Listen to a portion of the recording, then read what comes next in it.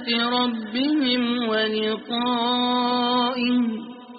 فحبطت أعمالهم فلا نقيم لهم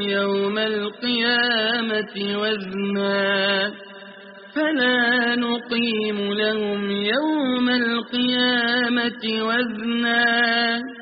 ذلك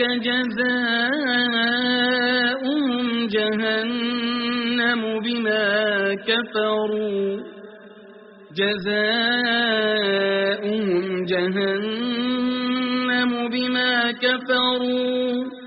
بما كفروا واتخذوا آياتي ورسلي هزوا إن الذين آمنوا وعملوا الصالحات كانت لهم